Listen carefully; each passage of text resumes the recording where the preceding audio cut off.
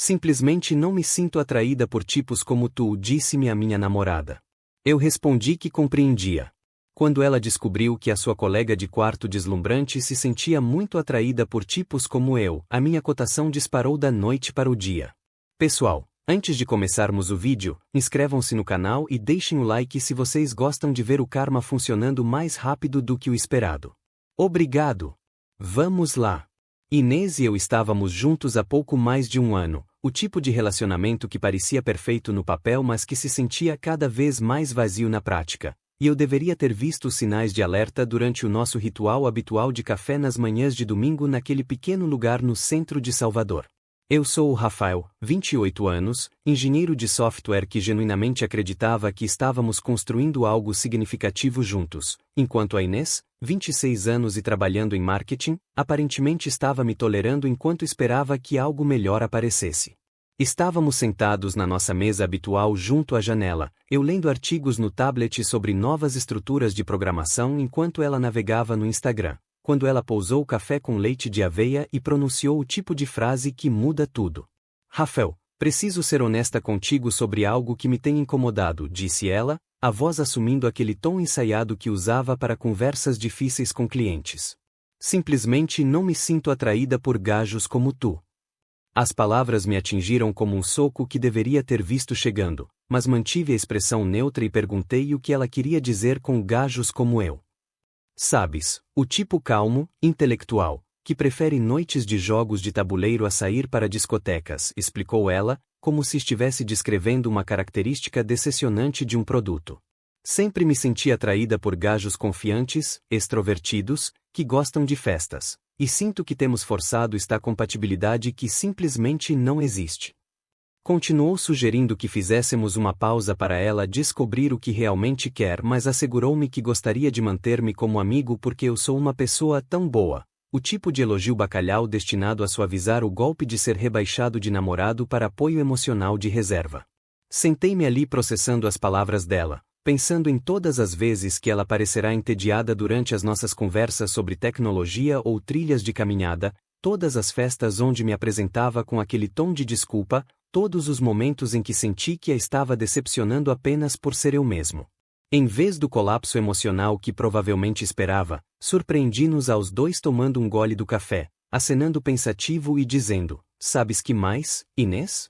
Acho que tens toda a razão, e compreendo completamente. O olhar de confusão que cruzou o rosto da Inês foi quase cômico enquanto continuei. Na verdade, também tenho percebido que somos incompatíveis, só que do lado oposto. Recostei-me na cadeira, sentindo-me estranhamente calmo ao finalmente expressar pensamentos que tinha suprimido durante meses. Sinto-me atraído por mulheres que realmente apreciam momentos calmos, conversas intelectuais e conexões genuínas em vez de presença nas redes sociais. As sobrancelhas da Inês franziram-se enquanto processava esta reviravolta inesperada, claramente não preparada para eu ter as minhas próprias revelações sobre o nosso relacionamento. Tenho reparado que pareces representar o nosso relacionamento em vez de vivê-lo, continuei, gesticulando em direção ao telemóvel dela onde tinha estado a criar a publicação perfeita da estética do café poucos minutos antes. Sempre a montar fotos, sempre a falar de mim como se fosse algum projeto que estás a tentar melhorar em vez de uma pessoa de quem realmente gostas de estar. As suas muralhas defensivas subiram imediatamente, aquele lampejo familiar de raiva cruzando as suas feições. Isso não é verdade, e honestamente, estás a ser meio amargo sobre isto, Rafael. Não consegui evitar sorrir com a previsibilidade da resposta dela. Qualquer crítica ao comportamento da Inês era automaticamente rotulada como amargura ou ciúme, nunca algo que valesse a pena examinar. Não estou amargo, disse, terminando o resto do café. Estou apenas a ser honesto, tal como tu. Devíamos terminar de forma limpa em vez de fingir que isto está a funcionar para qualquer um de nós. O silêncio estendeu-se entre nós enquanto ela me encarava, claramente perturbada pela minha concordância calma em vez da negociação desesperada que esperava. E é isso? Perguntou, a voz subindo ligeiramente. Não vais tentar trabalhar nisto? Lutar por nós? Peguei no casaco e levantei-me, deixando dinheiro para os 2 cafés na mesa. Lutar por que exatamente? Acabaste de me dizer que não te sentes atraída por quem eu sou como pessoa. Por que é que eu quereria convencer alguém a querer-me? Enquanto me afastava, podia sentir ela observar-me com o que só posso descrever como descrença chocada, provavelmente perguntando-se por que é que o discurso de ruptura cuidadosamente planeado não tinha corrido conforme o script. Nessa noite, enquanto estava sentado no meu apartamento contemplando a logística de desemaranhar um relacionamento de 1 ano, o telemóvel vibrou com uma mensagem de uma fonte inesperada. Mariana, a colega de quarto da Inês. A Mariana tinha 27 anos, trabalhava como bibliotecária e passava o tempo livre a criar estas pinturas em aquarela intrincadas, basicamente alguém com quem tinha trocado talvez 50 palavras durante todo o tempo em que namorei com a Inês, apesar de passar inúmeras horas na casa partilhada delas. Olá Rafael, soube sobre hoje e sinto muito, dizia a mensagem dela. Sei que isto pode soar estranho, mas estava a voltar da loja de materiais de arte e vi uma placa para alugar neste duplex giro mesmo em frente à nossa casa. Continuou explicando que conhecia pessoalmente a proprietária idosa, Dona Shen, e ofereceu-se para ir comigo amanhã ver o local se eu estivesse interessado em procurar um lugar novo. Olhei para a mensagem por um longo momento, genuinamente surpreendido por esta gentileza inesperada de alguém que tinha todas as razões para permanecer leal à colega de quarto e evitar envolver-se no nosso drama. Era um gesto tão atencioso, especialmente considerando que tinha receado o processo constrangedor de encontrar um lugar novo para viver enquanto navegava as consequências sociais da nossa ruptura. Respondi agradecendo e concordando em encontrar-nos na tarde seguinte, sentindo-me estranhamente grato por pelo menos uma pessoa na órbita da Inês parecer compreender que tratar as pessoas decentemente não deveria ser condicional ao estatuto romântico. O duplex revelou-se absolutamente perfeito. Um lugar acolhedor de 2 quartos com pavimento de madeira, estantes embutidas e um pequeno jardim que parecia ter sido mantido por alguém que realmente se importava em cultivar coisas. E Dona Shen, esta senhora doce de 70 anos que falava com um ligeiro sotaque e tinha os olhos mais perspicazes que já vi, simpatizou imediatamente comigo após a apresentação brilhante da Mariana. A Mariana diz-me que escreve sobre as nossas trilhas locais, disse Dona Shen, ajustando os óculos enquanto me mostrava a cozinha. O meu falecido marido e eu costumávamos caminhar no parque da cidade todos os fins de semana durante 30 anos. Quando mencionei o meu blog sobre locais de caminhada escondidos em Salvador, o rosto dela iluminou-se, e no final da nossa conversa, não só tinha aprovado a minha candidatura como oferecerá um desconto na renda porque, como disse, bons inquilinos que apreciam a natureza merecem investimento. Durante as 2 semanas seguintes, enquanto coordenava a logística de mudar a minha vida para o outro lado da rua, o comportamento da Inês tornou-se cada vez mais errático de formas que deveriam ter sido preocupantes mas eram honestamente apenas exaustivas. Começou a aparecer sempre que a Mariana e eu discutíamos questões práticas como transferências de serviços ou colocação de móveis, rondando nas entradas das portas com esta expressão de lábios apertados e fazendo comentários passivo-agressivos sobre quão prestativa a Mariana estava a ser. Não achas estranho que a minha colega de quarto esteja mais investida na tua situação de habitação do que eu? Perguntou a Inês numa noite quando nos apanhou a comparar fornecedores de internet no meu portátil. Quer dizer, está a ser muito minuciosa sobre tudo isto. O que a Inês não percebia era que durante estas conversas supostamente mundanas sobre logística de mudança, a Mariana e eu tínhamos descoberto esta conexão intelectual incrível que eu ansiava sem sequer saber.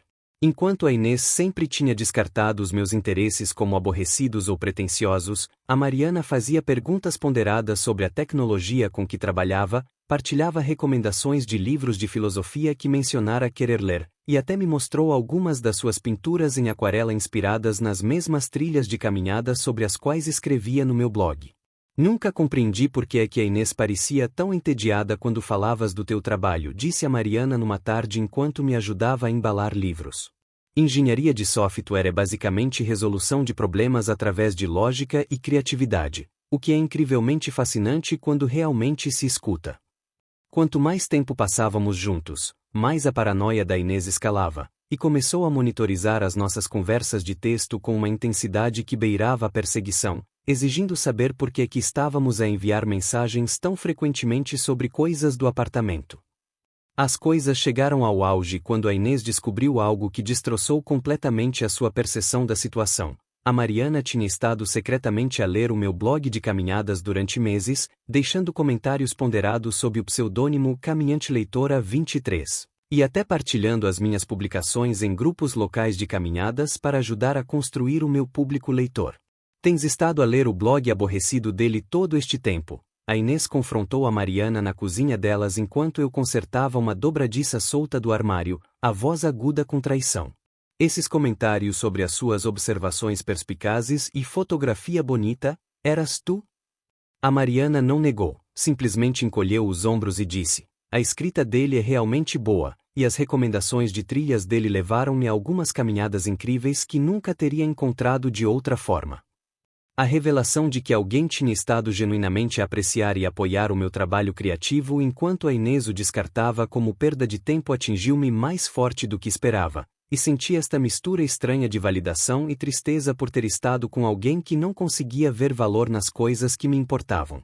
Mas a Inês não tinha terminado de desenrolar a situação, e a sua próxima acusação revelou quão pouco compreendia sobre o que tinha estado a acontecer mesmo debaixo do seu nariz. Isto é exatamente o que planeaste, não é? Disse ela, virando-se para mim com fúria nos olhos. Estás a tentar virar a minha colega de quarto contra mim como algum tipo de vingança pela ruptura.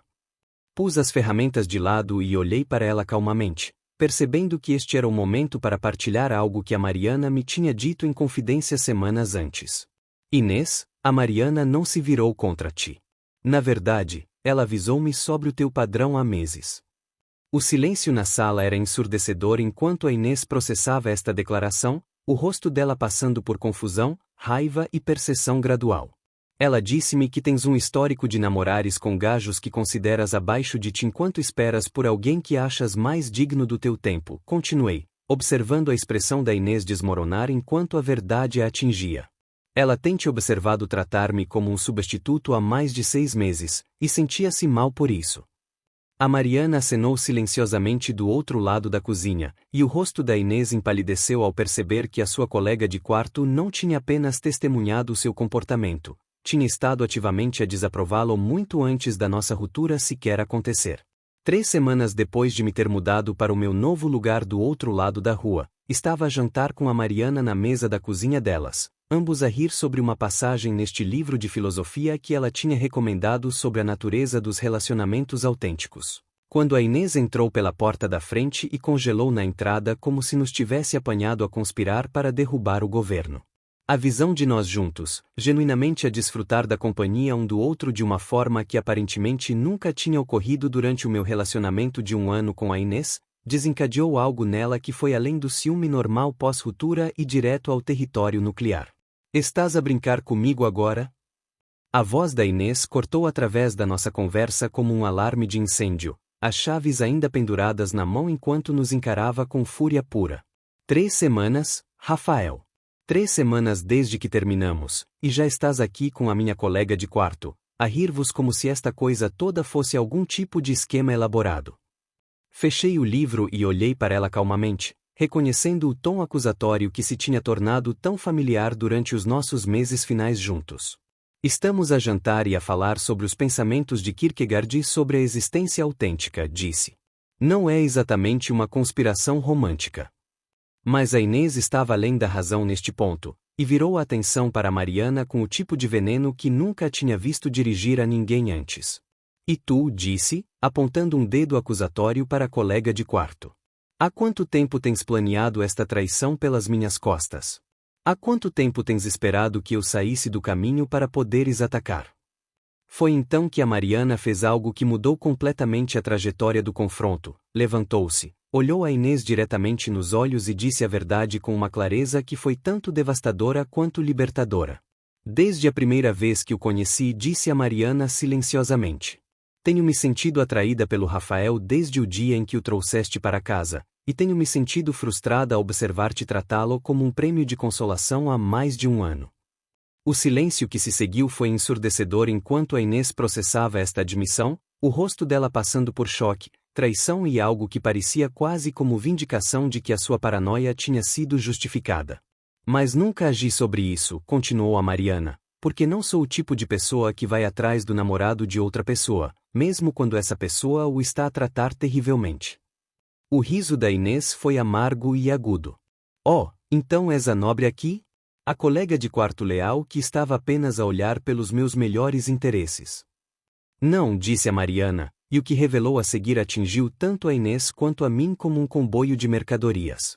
Sou a pessoa que tem deixado notas anônimas encorajadoras sobre a escrita do Rafael na caixa de correio dele durante meses porque admiro genuinamente a mente dele e queria que soubesse que alguém apreciava o trabalho dele. Olhei para Mariana, peças de um puzzle de repente encaixando no lugar, os comentários ponderados no meu blog, as notas aleatórias de encorajamento que tinha encontrado enfiadas debaixo dos limpa-parabrisas após dias particularmente difíceis no trabalho, a sensação de que alguém lá fora estava a torcer por mim durante as partes mais solitárias do meu relacionamento com a Inês. Essas notas, disse, a voz mal acima de um sussurro. As sobre não desistir da minha escrita, sobre como a minha perspectiva importa, eras tu? A Mariana acenou, as bochechas corando ligeiramente. Não conseguia suportar ver a Inês descartar a tua criatividade e inteligência como se fossem falhas de caráter em vez das coisas que te tornam incrível. A expressão da Inês tinha mudado de raiva para algo que se aproximava do pânico ao perceber que não só a sua colega de quarto me tinha apoiado de formas que ela nunca tinha, mas havia claramente um nível mais profundo de compreensão e conexão acontecendo do qual tinha estado completamente alheia. Isto é insano, disse a Inês, a voz assumindo aquela qualidade defensiva que eu conhecia tão bem. Vocês os dois estão a agir como se eu fosse algum tipo de vilã aqui quando estava apenas a ser honesta sobre o que queria. Foi então que a Mariana largou a bomba que deixou claro que tinha prestado muito mais atenção ao comportamento da Inês do que alguém percebera. Queres dizer como tem sido honesta sobre a tua atividade nas aplicações de encontros? Perguntou a Mariana, tirando o telemóvel. Ou quão honesta tem sido sobre o teu flirte contínuo com o Diogo do CrossFit? O rosto da Inês empalideceu enquanto a Mariana continuava. Sei sobre as mensagens de madrugada, as sessões de treino que de alguma forma sempre duram 2 horas mais do que o programado, a forma como te ilumina sempre que o nome dele aparece na conversa. A cozinha parecia estar a encolher enquanto a Inês percebia que a sua colega de quarto supostamente despistada tinha estado a documentar a sua infidelidade emocional, e encontrei-me sentindo-me estranhamente vindicado de que as minhas suspeitas crescentes sobre o comportamento dela não tinham sido paranoia afinal. E o meu favorito pessoal, disse a Mariana, a voz carregando uma ponta afiada que nunca tinha ouvido antes, a forma como tem chamado ao Rafael o meu namorado aborrecido aos teus amigos do ginásio durante meses, como se ele fosse algum segredo embaraçoso com o qual estavas presa até algo melhor aparecer. As palavras atingiram-me mais forte do que esperava, não porque fossem surpreendentes, mas porque tê-las confirmadas por alguém que tinha testemunhado a crueldade casual da rejeição da Inês fez o abuso emocional que tinha estado a experienciar sentir-se de repente real e inegável. A Inês abriu a boca para negar, mas a Mariana não tinha terminado. O Diogo disse-me que tens estado a perguntar-lhe se ele acha que te estás a contentar, queixando-te de que o Rafael não te desafia intelectualmente, perguntando-te em voz alta se devias estar com alguém mais ambicioso. A ironia devastadora não passou despercebida a nenhum de nós. A Inês tinha estado a queixar-se ao seu crush sobre a minha suposta falta de estimulação intelectual enquanto a sua colega de quarto tinha estado secretamente a celebrar e encorajar a criatividade e profundidade de pensamento que a Inês achava tão aborrecida. Então não, concluiu a Mariana, não me sinto mal por me sentir atraída por alguém que merece melhor do que ser tratado como um substituto humano enquanto descobria se podias fazer upgrade para algo mais brilhante. A resposta da Inês a ter o seu comportamento exposto foi lançar uma campanha de redes sociais em larga escala que teria sido impressionante no seu alcance se não tivesse sido tão transparentemente manipulativa, e dentro de horas do nosso confronto na cozinha, as stories do Instagram dela estavam cheias de publicações enigmáticas sobre amigos falsos que te apunhalam pelas costas. Colegas de quarto cobras que traem a tua confiança quando estás mais vulnerável. Criou esta narrativa onde era vítima inocente de um plano de vingança calculado, publicando citações sobre pessoas tóxicas e lealdade com legendas como às vezes as pessoas mais próximas de ti são as que planeiam a tua queda e quando alguém te mostra quem realmente é, acredita na primeira vez. A estratégia dela parecia ser reunir o nosso grupo de amigos mútuos posicionando-se como a parte prejudicada que tinha sido surpreendida pela traição da colega de quarto e pelo esquema vingativo do ex-namorado, mas a Inês tinha subestimado gravemente quanto o comportamento dela tinha sido notado e discutido pelas pessoas no nosso círculo social. A primeira rachadura na narrativa de vítima dela apareceu quando o nosso amigo Marcos comentou numa das publicações dela sobre traição com: "Não estavas literalmente a perguntar-me se achava que o Diogo do teu ginásio era material para relacionamento tipo 2 semanas antes de tu e o Rafael terminarem?" Esse único comentário abriu as comportas, e de repente outros amigos estavam a partilhar as suas próprias observações sobre o comportamento da Inês de formas que pintavam um quadro muito diferente da dinâmica do nosso relacionamento. A Jéssica, que tinha estado em várias reuniões de grupo, publicou uma resposta longa sobre quão desconfortável se tinha sentido a ver a Inês flertar abertamente com o Diogo nas aulas de crossfit deles enquanto eu estava sentado ali mesmo, descrevendo como a Inês tocava no braço do Diogo, ria muito alto das piadas dele, e fazia comentários sobre como alguns gajos simplesmente têm aquela confiança natural que é tão atraente. O nosso amigo Kevin partilhou uma captura de ecrã de uma conversa de texto onde a Inês tinha reclamado que eu era demasiado sensível e não suficientemente ambicioso, perguntando-se se estava a desperdiçar os seus anos principais de namoro com alguém que estava contente com a mediocridade. A revelação mais prejudicial veio da Sara, que tinha estado na festa de aniversário da Inês 6 meses antes, onde aparentemente a Inês tinha passado a noite inteira a pedir desculpas às pessoas pela minha presença, descrevendo-me como doce mas meio aborrecido e explicando que estava a tentar ajudá-lo a tornar-se mais social e extrovertido. Cada novo comentário e captura de ecrã minou a narrativa de vítima cuidadosamente construída da Inês, revelando um padrão de comportamento que os nossos amigos tinham estado silenciosamente a testemunhar e discutir entre si durante meses. Mas o prego final no caixão das redes sociais da Inês veio da fonte mais inesperada, o próprio Diogo, a mesmíssima pessoa que ela tinha estado a posicionar como seu potencial upgrade, comentou diretamente numa das publicações dela sobre pessoas falsas e agendas ocultas. "Inês, preciso ser honesto", dizia o comentário do Diogo. "Tens me deixado muito desconfortável com os teus avanços nos últimos meses. Sabia que tinhas um namorado, e sempre que tentava manter limites apropriados, forçavas mais." O comentário dele continuava: "Continuaste a fazer-me perguntas pessoais sobre a minha vida amorosa, sugerindo que saíssemos sozinhos, e fazendo comentários sobre como o teu relacionamento não te estava a satisfazer. Tentei ser educado sobre isso, mas era inapropriado. E senti-me mal pelo Rafael porque parecia um gajo decente que não merecia ser desrespeitado assim."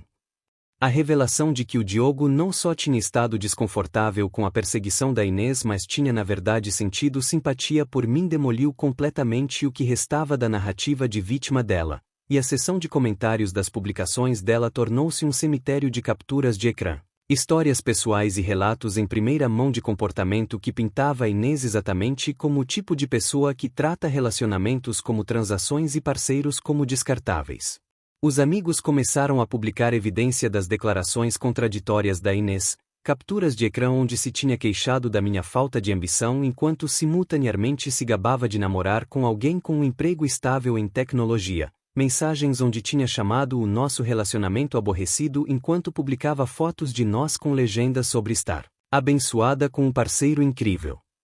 A revelação mais reveladora foi quando a nossa amiga mútua Lisa partilhou uma mensagem de voz que a Inês lhe tinha enviado semanas antes da nossa ruptura, onde a Inês podia ser ouvida dizendo: "Amo o Rafael, mas ele simplesmente não é suficientemente emocionante para mim a longo prazo. Preciso de alguém que ganhe mais dinheiro e tenha sonhos maiores, sabes?" Seguido imediatamente por "mas ele é material perfeito para namorado por agora, tão estável e confiável." A destruição sistemática da reputação da Inês aconteceu tão rapidamente e completamente que no final da semana tinha apagado a maioria das publicações e mudado a conta para privada, mas o dano estava feito. Todo o nosso círculo social agora tinha um quadro claro de quem ela realmente era e como tinha estado a tratar não apenas a mim, mas o conceito de relacionamentos honestos em geral. A ironia não me passou despercebida de que a tentativa da Inês de se pintar como vítima de traição tinha na verdade exposto-a como a pessoa que tinha estado a trair todos à volta dela através de manipulação, desonestidade e infidelidade emocional. Enquanto a Mariana e eu tínhamos simplesmente sido honestos sobre desenvolver sentimentos genuínos na sequência de um relacionamento que a própria Inês tinha terminado. A Inês mudou-se dentro de 2 semanas da sua implosão nas redes sociais, incapaz de lidar com viver do outro lado da rua do que chamou o lembrete constante da traição da minha colega de quarto, mas que era na verdade apenas a realidade de ver duas pessoas construírem algo autêntico juntas baseado em respeito mútuo e compatibilidade genuína.